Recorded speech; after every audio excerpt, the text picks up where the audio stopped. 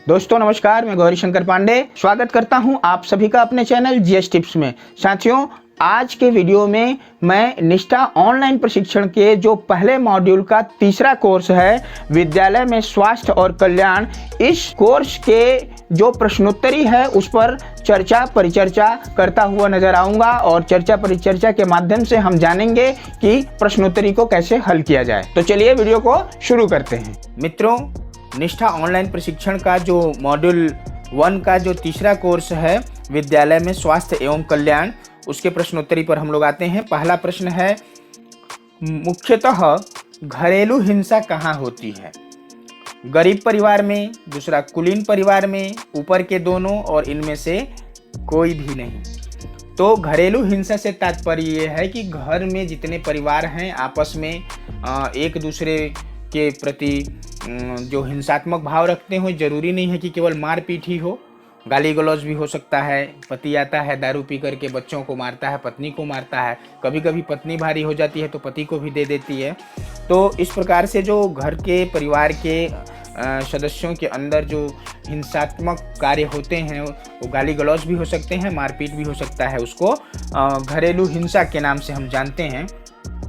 तो इसके लिए मुझे ऐसा लगता है कि गरीब होगा तो उसके घर होगा, अमीर होगा तो उसके घर नहीं होगा। हाँ, तरीका थोड़ा सा बदल सकता है। गरीब लोग हिंदी में गरिया देते हैं और जो कुलीन और अच्छे लोग हैं तो शट अप योर माउथ और इस तरह से अंग्रेजी में बोल बोल करके एक दूसरे के प्रति हिंसात्मक भाव का प्रदर्शन करते हैं। तो मुझे लगता है कि गरीब में भी हो सकता है, अमीर में भी हो सकता है। इसलिए जो ऊपर के दोनों ऑप्शन दिया है ये मुझे सही लगता है। मैं इस पर क्लिक करके आगे की ओर बढ़ता हूँ। दूसरा प्रश्न है, इस आसन को पहचाने। एक देखिए लड़का जो है सोया हुआ है, इसको आप चाहें तो बड़ा करके भी देख सकते हैं। ये दिखाई दे रहा है आपको, ये बीच में आ गया। तो इस लड़के को देखिए और ये पहचानना है कि ये कौन सा आसन कर रहा है।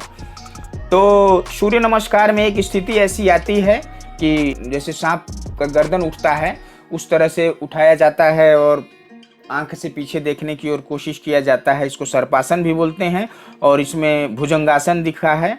तो सर्पासन भुजंगासन सब एक ही नाम है। और जैसे शलभासन है इसको बैठ के करते हैं, धनुरासन ये है नहीं, मकरासन है नहीं, तो ये स्पष्ट है कि भुजंगासन है। तो मैं इस पर क्लिक करके आगे की ओर बढ़ता हूँ।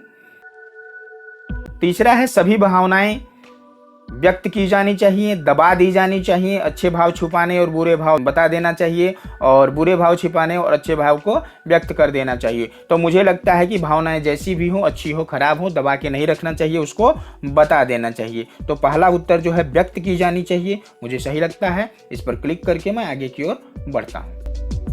अगला लिखता है कि किस आसन में बाहें ऊपर की ओर खिंची होती है। दोस्तों, जब हम योग या प्राणायाम और व्यायाम हम लोग जब करते हैं तो देखते हैं कि ताड़ासन और वृक्षासन जब हम करते हैं तो अपने दोनों हाथों को सीधा करके कान से सटा करके ऊपर की ओर तानते हैं मतलब एकदम टाइट करते हैं। तो इस आसन को क्या कहते हैं? तो इसमें देखिए नाम लिखा है हस्तोत्तानासन, माने हाथ को तानने वाला आसन। दूसरा है शलभासन, तीसरा धनुरासन, चौथा मकरासन। तो ये तो नाम से ही स्पष्ट है, पहला वाला हस्तोत्तानासन माने जिसमें हाथों को ताना जाए। तो पहला उत्तर मुझे सही लगता है। इसमें क्लिक करके मैं आगे की ओर बढ़ता हूँ। अगला प्रश्न है, संतुलित आहार से क्या तात्पर्य है? इसके 4 ऑप्शन है। पहला ऑप्शन है, उचित अनुपात में प्रोटीन, कार्बोहाइड्रेट, वसा, विटामिन का समावेश। ये उत्तर सही लग रहा है। दूसरा है वसा और कार्बोहाइड्रेट का समावेश, मतलब केवल 2 चीज़ों का समावेश, वो भी किस अनुपात में है ये नहीं दिया है। तीसरा है विटामिन और खनिज, ये भी केवल 2 चीज़, और ये भी नहीं दिया है कि कितना में क्या होना चाहिए।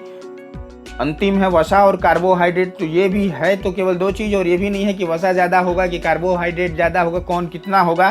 तो ये जो सबसे पहला उत्तर है कि प्रोटीन, कार्बोहाइड्रेट, वसा, विटामिन जो भी चीज़ें हो वो सभी के सभी उचित अनुपात में हो। मतलब कौन कितना होना चाहिए। जैसे हम चाय बनाते हैं तो चीनी ज़्यादा डाल देंगे तो ज़्यादा मीठा हो जाएगा, वो भी बेकार लगेगा। चीनी कम डालेंगे, चाय पत्ती ज़्यादा डाल देंगे तो वो कड़वा लगने लगेगा।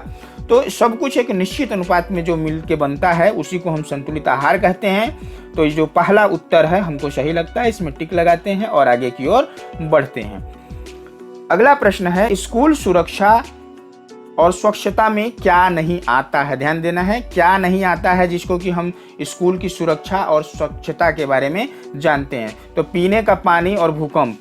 पीने का पानी स्कूल के सुरक्षा में और स्वच्छता में नहीं आता है और भूकंप भी नहीं आता है। दूसरा है अपर्याप्त स्वच्छता सुविधाएं और सड़क सुरक्षा। अपर्याप्त लिख दिया, तो अपर्याप्त स्वच्छता सुविधाएं लिख दिया तो संभव ही नहीं है, पहले ही नाम खत्म हो गया, अपर्याप्त लिख दिया।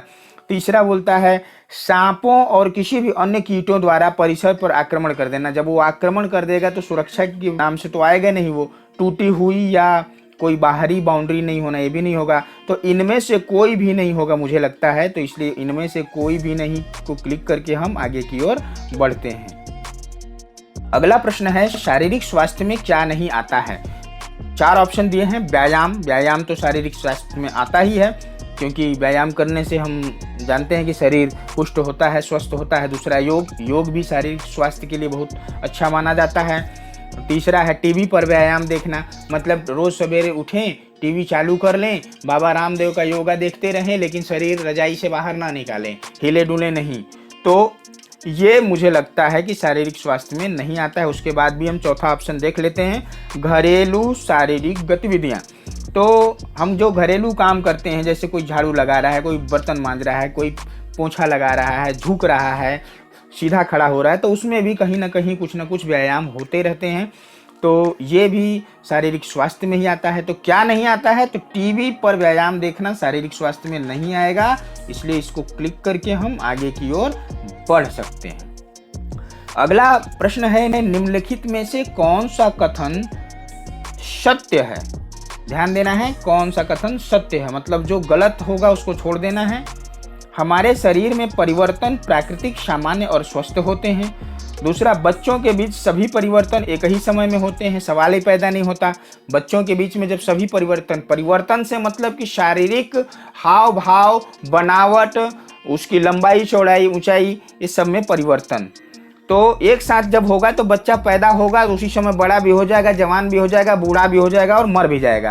तो एक साथ तो हो ही नहीं सकता। अगला है, शारीरिक परिवर्तन हमेशा मानसिक सामाजिक परिवर्तनों से पहले होते हैं। मानसिक सामाजिक परिवर्तन से शारीरिक परिवर्तन का लेना देना नहीं है। अगर वो गरीब है, अमीर है या कहीं और चले जाएगा तो उसका शरीर का जो परिवर्तन होना है एक निश्चित समय पर वो होगा ही होगा। तो ये भी सही नहीं है। बच्चे कभी तनाव महसूस नहीं करते, ये संभव नहीं है। तो पहला ऑप्शन है, हमारे शरीर में परिवर्तन प्राकृतिक, सामान्य और स्वस्थ होते हैं, ये मुझे सही लग रहा है। प्राकृतिक का मतलब ये है कि जो निश्चित प्रकृति का नियम बना हुआ है कि बच्चा जब जन्म लेगा 9 महीना के बाद तो कितने दिन के बाद वो बैठना शुरू करेगा, कब वो खसकना शुरू करेगा, कब वो चलना शुरू करेगा और कब खड़ा होना शुरू करेगा, कैसे कैसे बढ़ेगा। तो जो प्राकृतिक रूप से है वो सामान्य का मतलब कि एक निश्चित जो क्रम है उसी क्रम के आधार पर चलेगा। ऐसा नहीं कि जैसे दिखाता था किसी सीरियल में कि 2 दिन का बच्चा है और लड़ाई करने उसको जाना है तो रसायन विद्या से उसको बड़ा कर दिए, तो वो सब यहाँ नहीं होता है। तो वो सामान्य तरीके से ही होगा, स्वस्थ होगा। तो हमारे शरीर में परिवर्तन प्राकृतिक, सामान्य और स्वस्थ होते हैं, मुझे सही लग रहा है। इस पर क्लिक करके हम आगे बढ़ सकते हैं। अगला है, शारीरिक शिक्षा में किनका समेकन किया जा सकता है, मतलब किन किन को शामिल किया जा सकता है। तो इसमें है केवल विज्ञान और सामाजिक विज्ञान, दूसरा है केवल भाषा और विज्ञान, तीसरा है अतिरिक्त पाठ्यक्रम गतिविधियां और चौथा है सभी।